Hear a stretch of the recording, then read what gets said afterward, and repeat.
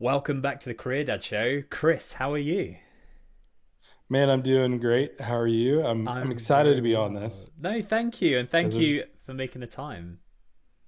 there's nothing more that I love to talk about my career, but also being a dad.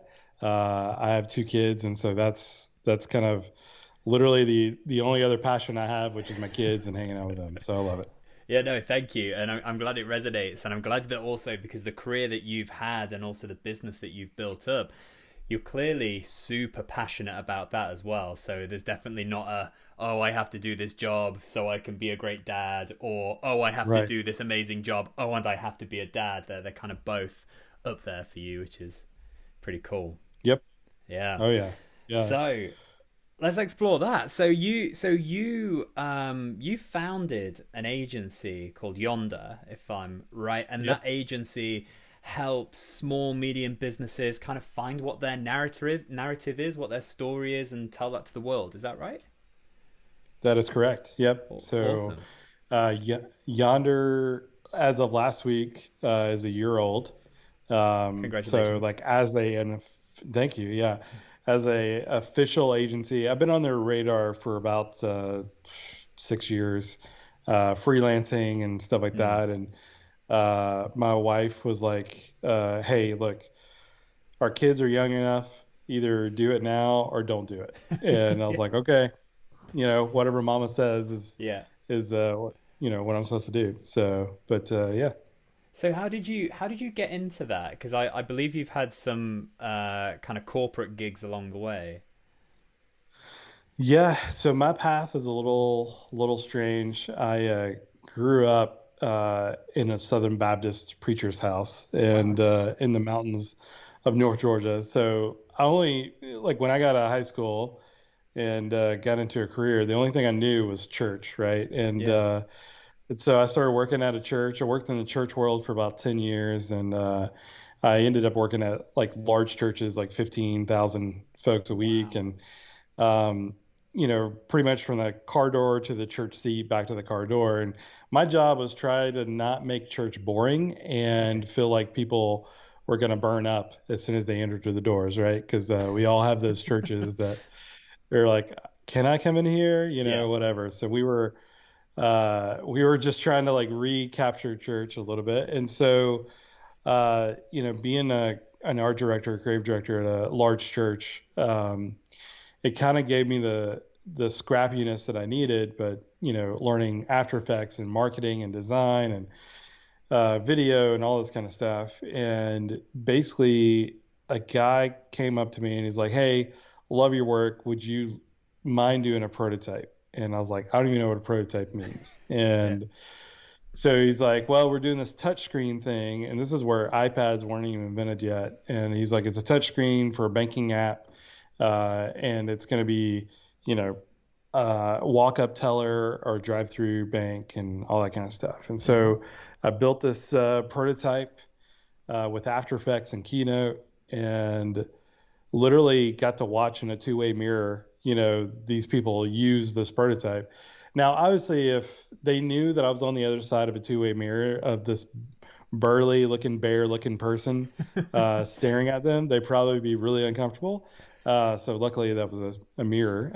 So it was the first time that I could see people use something that I built, Yeah. right? And the user research of it. And so I asked the guy, I was like, "What is this?" And he's like, "Oh, it's customer experience." And so I left church world and was like, "You know what? I'm gonna do this." And Mm. so ended up working for a large insurance company and in their innovation lab, and basically just kind of grew my career. So I've been doing design and creative for like 20 years, but I've been learning business for that long as well. Yeah.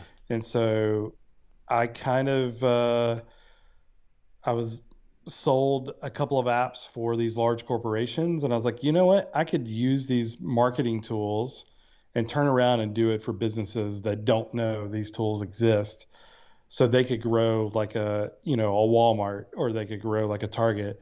And so yeah, and that's how I founded Yonder. It was kind of one of those things of like, I'm gonna do this, and then it's probably the worst year to start an agency in the Yeah. history of starting agencies with a pandemic.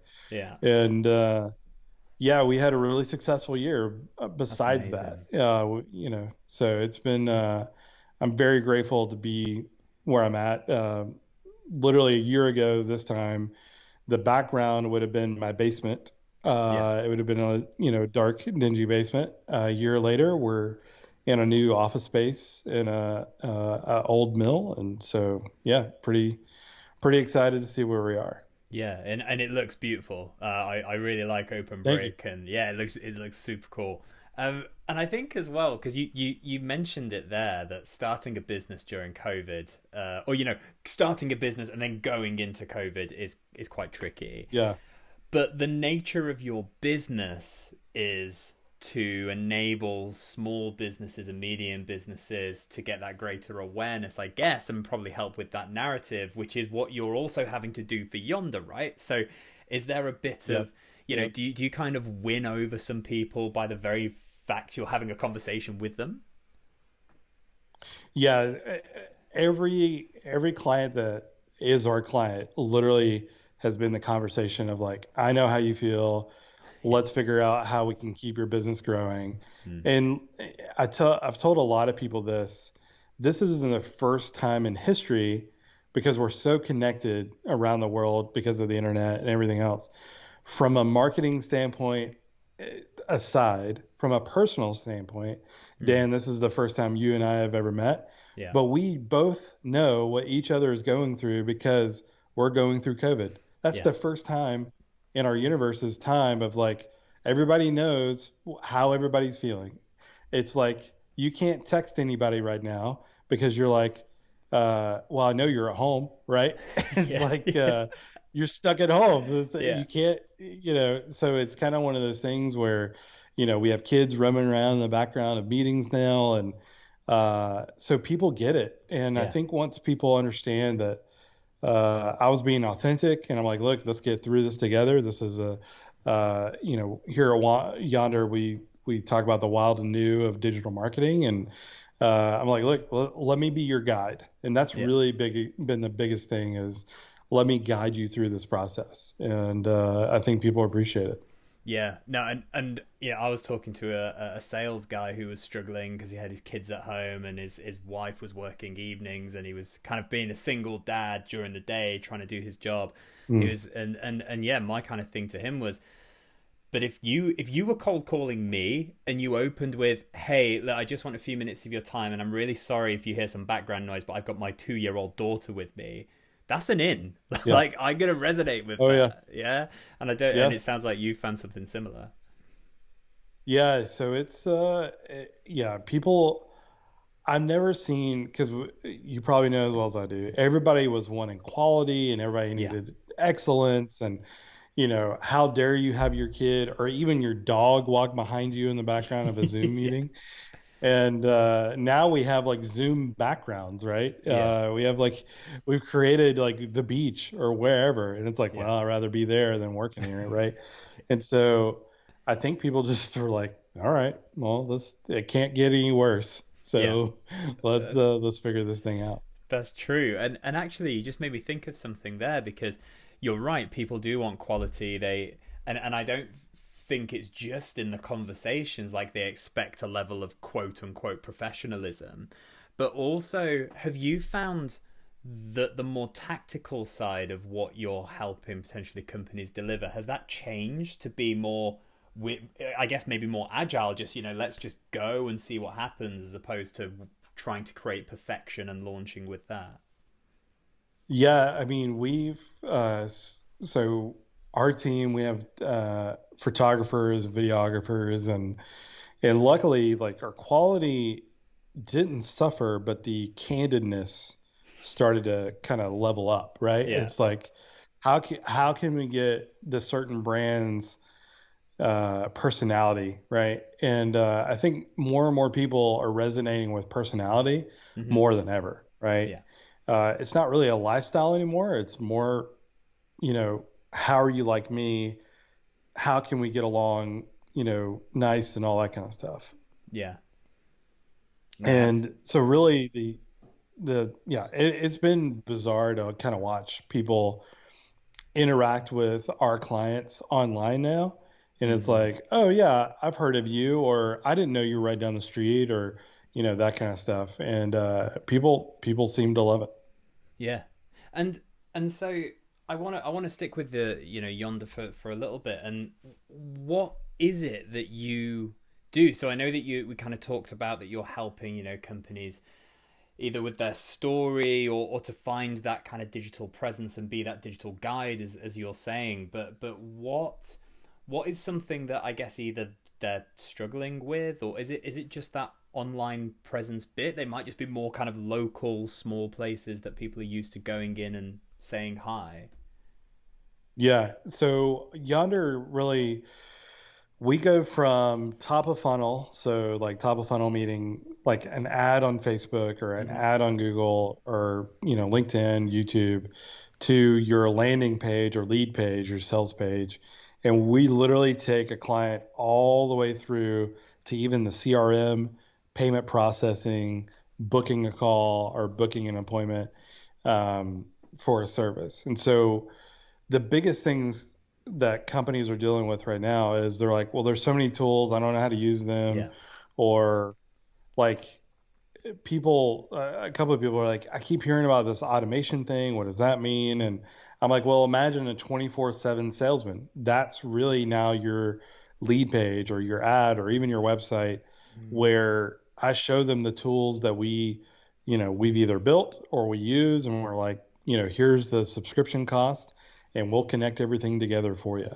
And because a lot of people get overwhelmed with the tools that they purchased and they're like, great, now what? And so we're kind of helping them put those pieces together. So Yonder started as an idea of like just building really good websites and apps, and really last year when we started, I was like, I want to get out of the app space and really get into the marketing space because Mm. I know how to market apps to get them sold, or I know how to market, different corporate products to get them sold.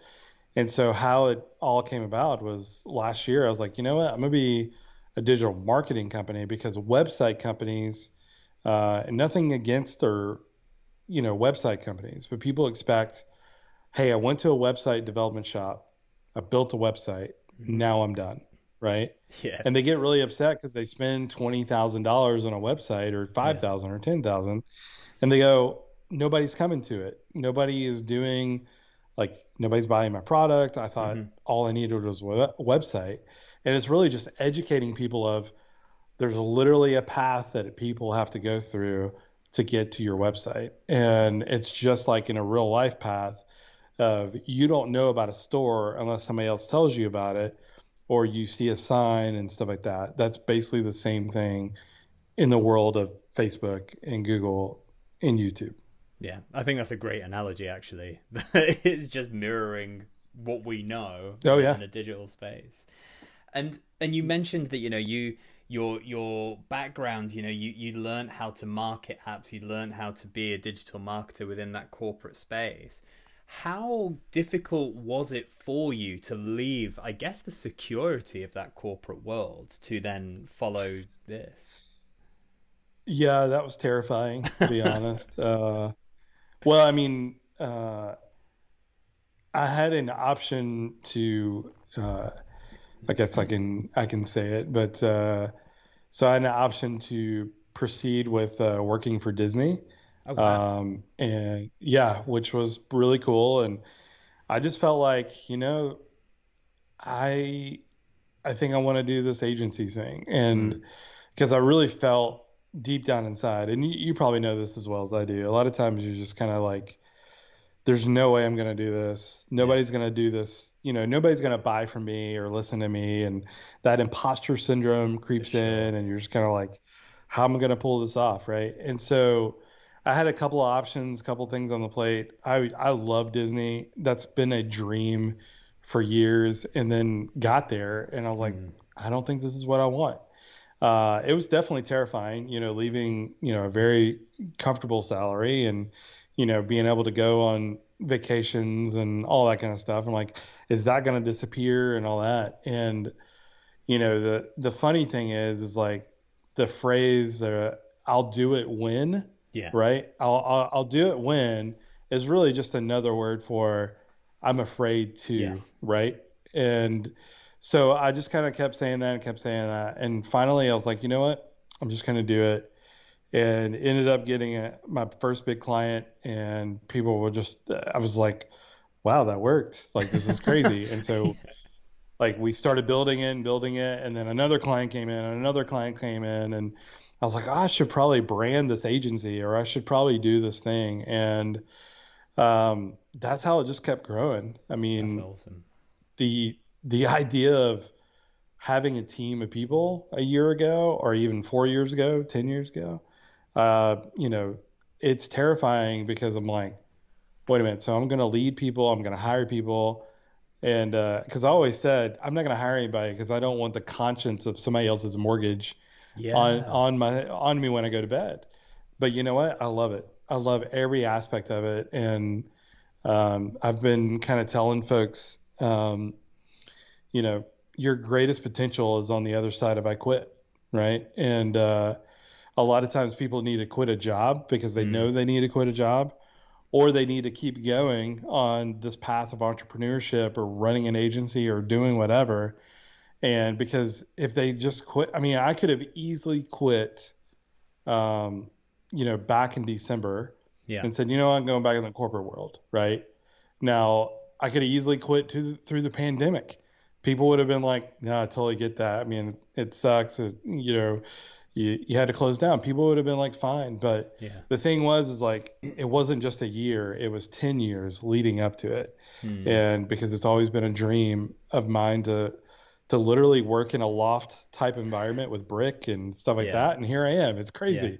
And, but if I would have quit, I wouldn't have seen, all this potential really in the agency and really in myself. And so I think a lot of times people forget the only thing you're betting on right now is yourself, Yeah. right? And I think once I realized who I was, I mean, I was like, yeah, let's go, let's do Yeah. this.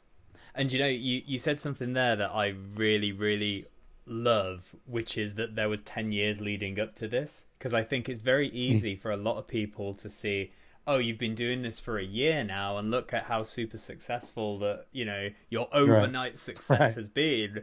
right. And so I really like that there is another 10 years behind that. Oh yeah. Let's look at that. So were you freelancing on the side of them working for your corporate jobs? Yeah, so I don't, this is the first time in my life that I've never had two jobs, right? Okay. Or three jobs Yeah. or whatever. And so it's great. I'm just focused on one job, and it's running this agency, right? Yeah. Where for the last 10 years, it's always been like, oh, I need to build a website or I need to build a logo, Hmm. and then wake up at 7 a.m. for a meeting, because somebody in China, I have to meet with developers or whatever. And I'm just like, it's just a round the clock kind of thing. Hmm. And I don't even know how I got into freelancing, to be honest, because I was like, no, I'm going to quit. And Yeah. then like somebody would be like, hey, I need a website. And I'm like, well, that $5,000 pays for vacation, Yeah. or, I can pay off some debt, or, um, we actually adopted both of our kids. Both my children are adopted, and you know, freelancing got me to be able to afford the lawyer fees to adopt. So we didn't do the traditional route. Literally, our kids were stork dropped right in, and basically it was kind of crazy. We're just like, hey, lawyer, can you do this? And because I freelanced, we had the money. So it was kind of one of those things of like, it's a double-edged sword, right? Because you're just like, oh, I'm always tired or Yeah. whatever. But I realize now, like, I don't tell my clients this, but I could build their website in 4 hours because I know how to build it. I know what converts, right? Yeah. It's the old saying of like, uh, there was a guy that specialized in fixing planes, right? 747s or whatever. And he came in and he worked for 10 minutes, and they like wrote a check for $100,000. They're like, you only worked for 10 minutes. He's like, yeah, but that 10 minutes took 20 years to get here. Yeah. And so I kind of think about that. Right now, people are seeing my highlight reel. LeBron James or, Michael Jordan, we all remember their highlight reels, but we didn't see them on the court shooting free throws every single night until midnight, or the golfer that's on the driving range that's just hitting golf ball after golf ball. Yeah. Like it's the same thing in every business and everything else. And I think a lot of times people forget that their passion can take them really far, but also the mechanics that are inside of it. I think people would be surprised to see where they end up. Yeah, absolutely. There was one more question I wanted to ask you in the business world, but I can't leave the Sure. adoption there. So we're gonna pivot away. So Okay. because yeah, I read that you'd adopted both of your kids as babies, and I just wanted to, and then Yep. particularly with you saying that you didn't go down the normal route. So how did that Yeah. come about, even from the decision to adopt right through to the actual Yeah. adoption? Yeah. So my wife and I tried for several years, and there were some medical issues there. And honestly, I was like, I came to grits with it, and I was like, well, we're not meant to have kids, and Mm. so I was like, cool, we can waste all of our money on ourselves and go on these fancy beach vacations or whatever. And my wife, not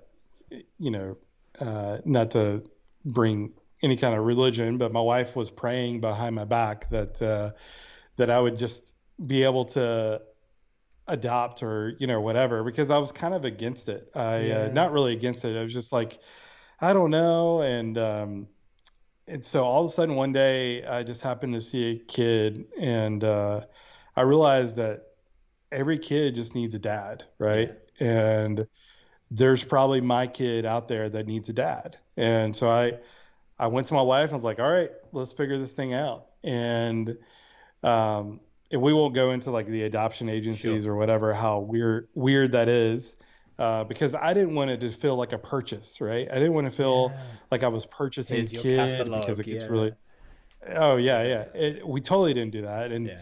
um, my son, he's 4 years old, and so we, I mean, I'm happy to share as much as you want me to For share. sure, it's a Uh, very but open podcast.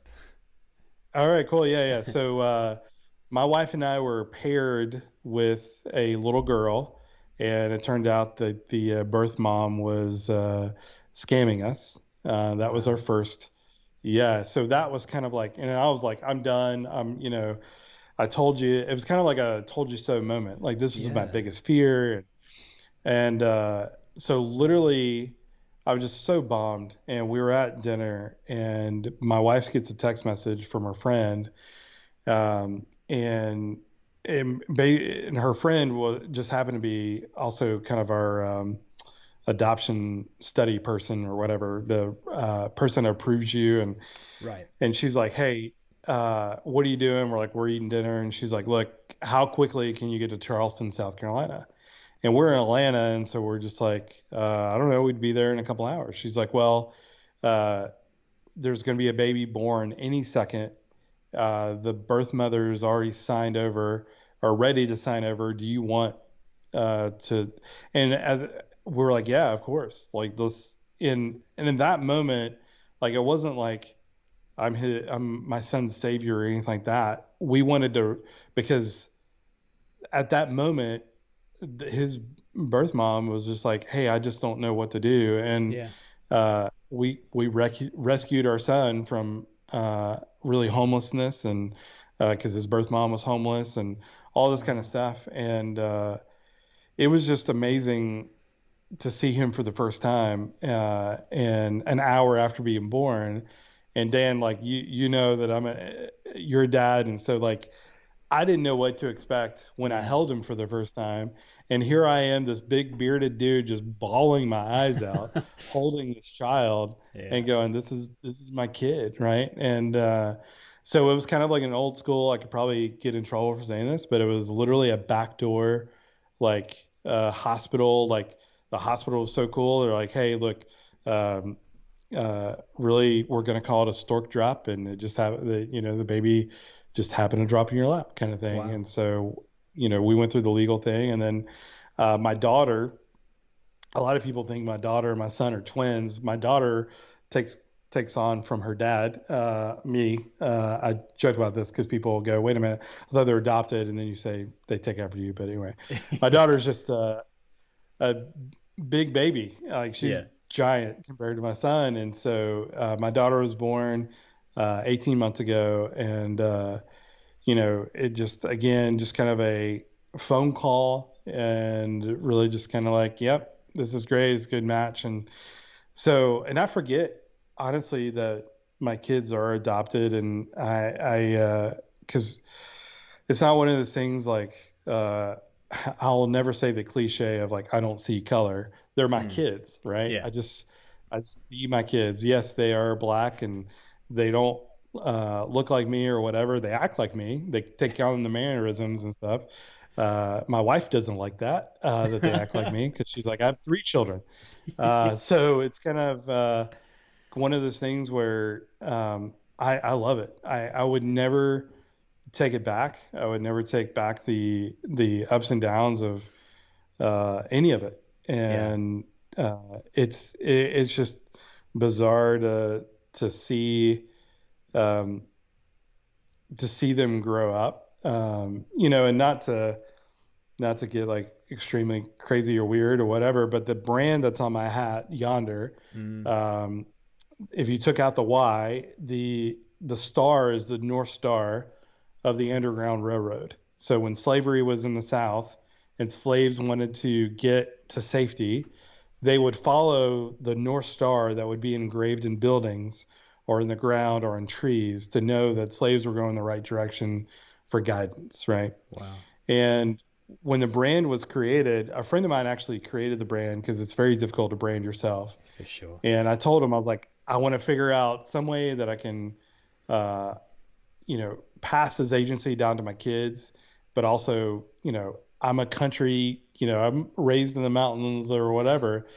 And so when he told me it was Yonder, but then he told me the story behind the star, this is the first time I didn't tear up saying about it, but I just wanted something I passed down to my kids to know that they're going the right direction, right? Mm. And really to never really forget. And we're in a weird climate right now as far as Yeah. racial equality and just civil rights in itself. And I have to stand up for things that are uncomfortable Hmm. and be a voice. And I appreciate you asking because um, this is I'm here to protect my kids. Yeah. It's not a movement. It's my kids. And Yeah. I think when people realize that, they're like, oh crap, he's just not a woke white person, right? Yeah. Uh, I don't know if you know that phrase Yeah, yeah, over yeah, yeah, in. yeah. We're Okay, all all right, yeah, woke, getting woke over here. yeah, Yeah. yeah. So it's like it's yeah. So I sorry I got heavy there, but No, yeah, not at all. I'm the most awkward, unpolitically correct person with two black children, so that you'll ever meet, and I think that's why people like hanging out with me because you never know what I'm gonna say. My wife can't stand it because I embarrass her a lot. She's like, "Did you really just say that?" And I'm like, "Did I say something wrong?" And she's like, "Well, I don't know." And she's like, "But it was funny." And so yeah, it's kind of been a really cool opportunity to be able to connect the Yonder brand back to my kids. So Yeah, no, I love that. I think that's a really beautiful story, and that you're right. There is legacy in what you're creating now for them, and you're stitching their past and history into their future, which I think's pretty cool. yep, yeah, Yeah. and hopefully they don't say what I do is boring. Hopefully, I don't know. I mean, if they want to do it, great. If not, at least they'll pay for their college education. Well, So yeah, we'll yeah, figure. which is. And is your son being 4? Is he taking an interest? I mean, interest might be the wrong word, but does he kind of know what you do? And you might be, isn't like you might be, drawing pictures, or you might be doing. Is he taking an interest in that, or is he too young? He thinks it's hilarious that daddy's on TV.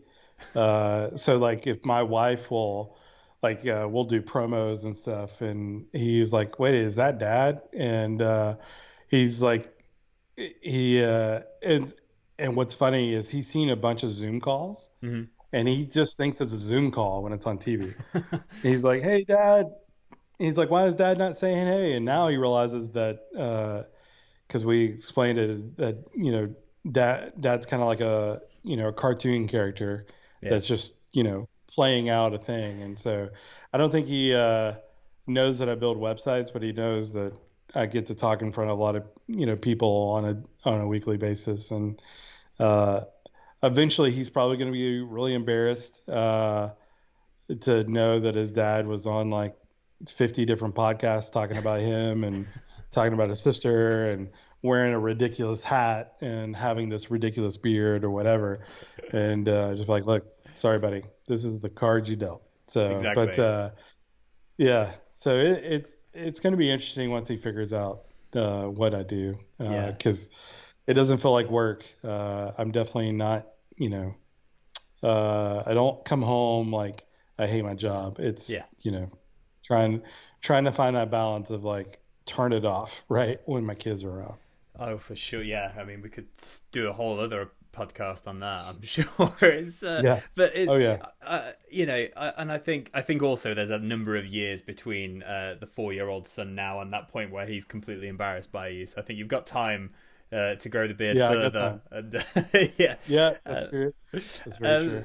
but yeah, I can see the passion coming through for what you do, and I think when I think about it, because I say I'm kind of in that marketing space as well, that I Yeah. think you've got two real key ingredients where you're working for yourself and you're driving something forward and now bringing leading people with you, which is cool. But then you're also applying that to people like you, and it's not like you know and there's nothing wrong with doing marketing for big corporates, but you do that and you make someone an extra 10 million, whereas you might Right. make someone 20 grand, but that 20 grand is going to be the difference between running next year or not. That's right. That's right. Yeah. Yeah, it's a stark difference, Mm. right? And people are like, "Oh, that's too expensive for a website." I'm like, "Oof."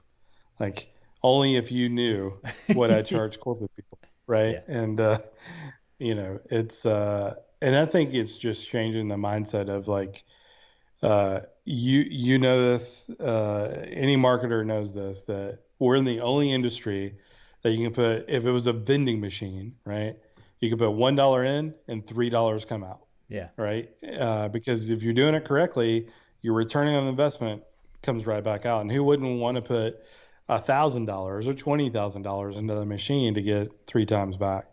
Yeah. And yeah, it's definitely figuring out the mindset of where people are at and getting them to realize, hey, look, you invest now, think about what's going to happen a year from now. So Yeah. No, I completely agree.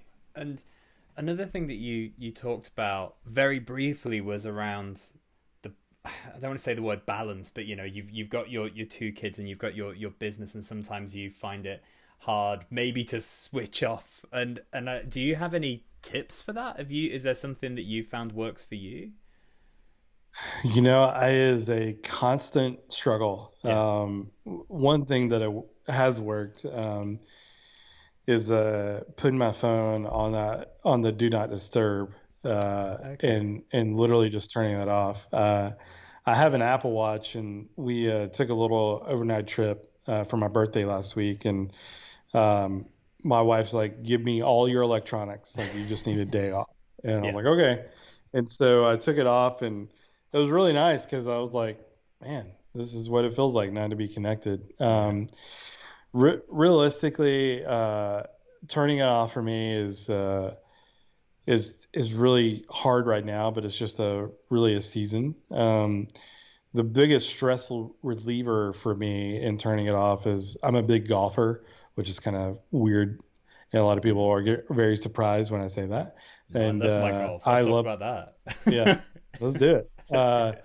So I play golf, and really it's just me and nobody else. Yeah. I don't like being paired with like awkward people Yeah. and I'm just, like, great. I got to play with this guy for 4 hours, Yeah.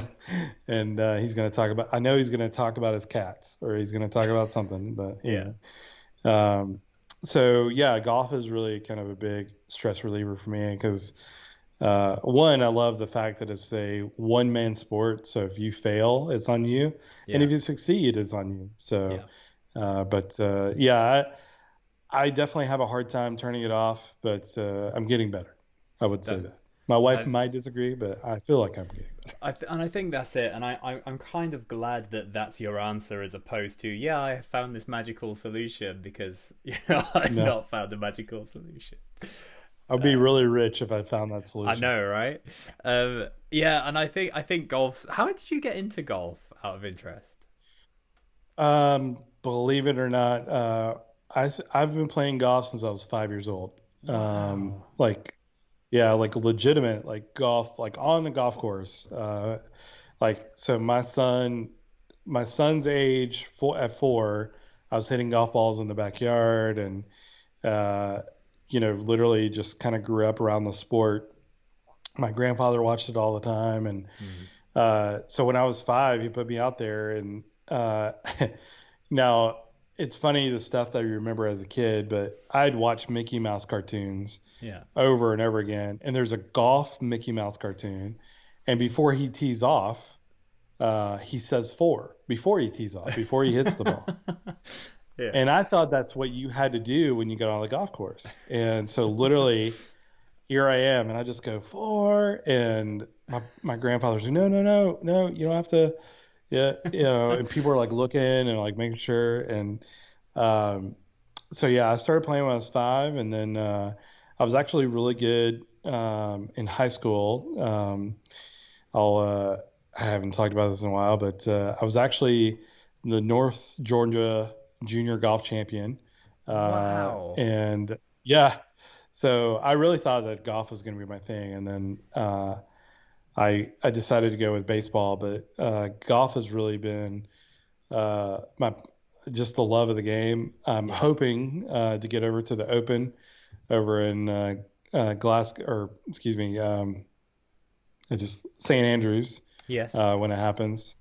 Because I'll turn 40 next year, and that's going to be my big 40th birthday present, hopefully, Yeah. if my wife's listening. But hopefully, the pandemic, all that will be gone. But this kind of, yeah, because I'm actually half Scottish, which is kind of fun. Are And you? Okay. yeah, so my biological father, he's from Scotland, and his Yeah. whole family's from Scotland, and apparently we have land around Loch Ness, and Wow. which is kind of weird too. So uh, it could be the reason why I have like Bigfoot looking features of myself because we have Loch Ness over there. I don't know, but yeah. So I've been working on my Scottish accent. Don't ask me to do it. It just sounds really weird right now, but It's fine. yeah. I mean, I love the game of golf. It, it's a legitimate place that deals can be made because you spend 4 hours with people, Yeah. and it's it's crazy. So It's so funny because I got into golf a few years ago and I had some friends kind of like take them. I say take the mick. Do you know take the mick over? It's a ah UK. Take the. It's kind of like taking the piss, like making fun of. oh yeah, They say okay, like taking the yeah, yeah, mick, and they were like, yep. so yeah, I was like in my mid 20s or maybe late 20s, and they're just like, what are you planning to retire? Like why are you taking up golf? But I just loved it, and then when I started playing and really enjoying it, then like my family were like, oh, what did my sister call it? She called it career sticks. Is in like you can advance your career with, but then Oh, I love you that. know, I've never played a round of golf in a business capacity, which is so funny because that seems like an opportunity to do so. But Oh yeah, I think the thing that I need to do is I've got an Apple Watch as career well, and sticks.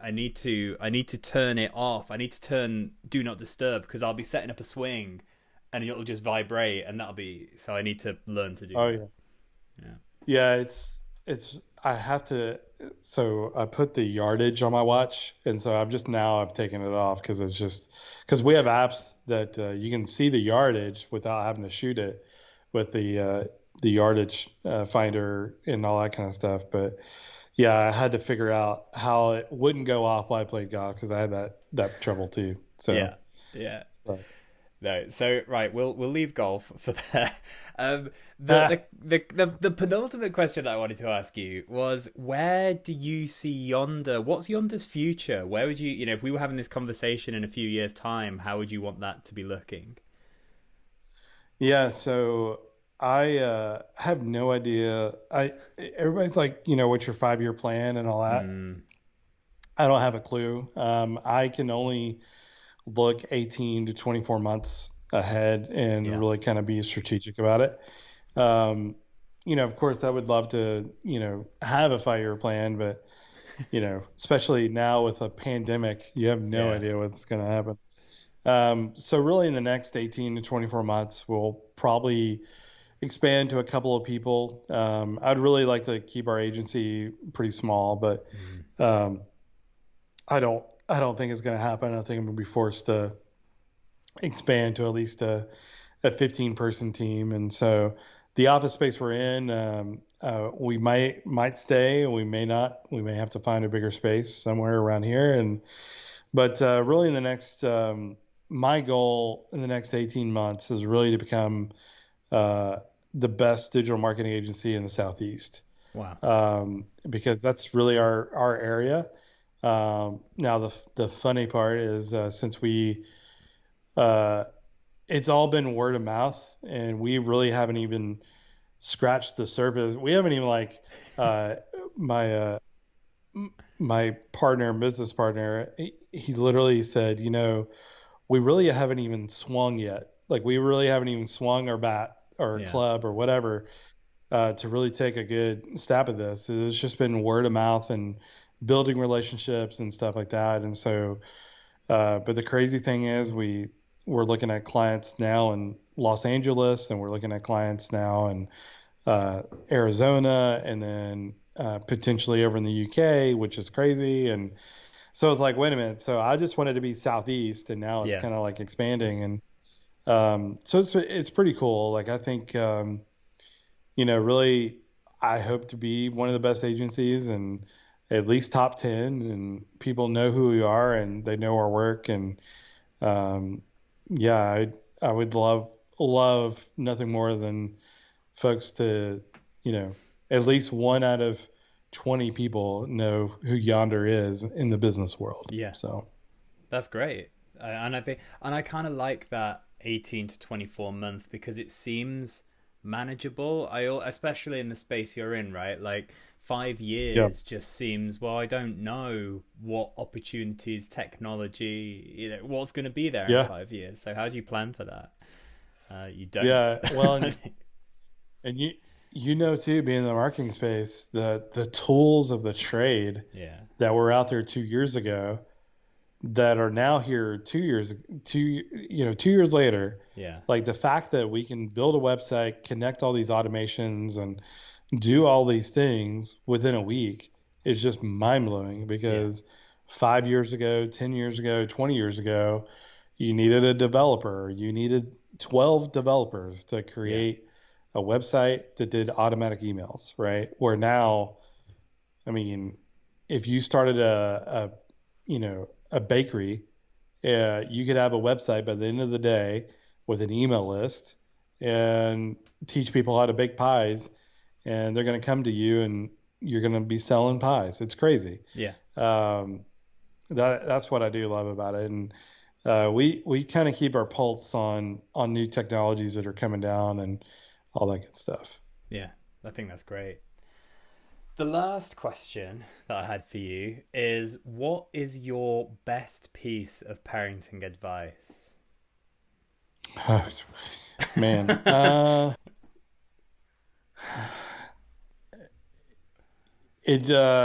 will say this. You don't have to be perfect. Mm-hmm. Um, a lot of people are like, my kids, have to. it's okay to screw up, right? Yeah. It's okay to like, you look at these Instagram or Facebook mom and dads that just have it all together, and they're just Yeah. like, oh my gosh, how in the world are they like all just neatly pressed and they look great and all that kind of stuff. It took a lot of hours to get to that point, for Mm. their kid to stop crying long enough for that photo. I think my biggest thing is love your kids and love them as much as like, if you felt like you had a hole in your childhood of like, I wasn't loved enough or whatever, this is your chance to love your kids for them to ever never say that. Yeah. Probably the number one is just to love your kid and really kind of show them a little bit of grace as far as like, uh, my wife would kill me, but when my kids draw on the wall, right? They Yeah. draw on the wall or they make a crazy mess. It's like, you know, the Queen of England's not coming over today, so it's Yeah. okay. Yeah. You know, hopefully that reference is okay on a UK podcast, That's but fine.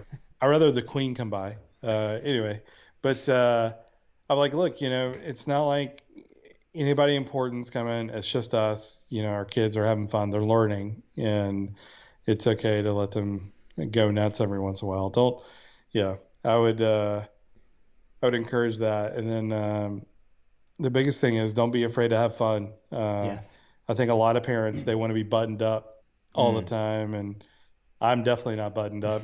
And I'm the same dad that I'm at Yonder as I am at home, Yeah.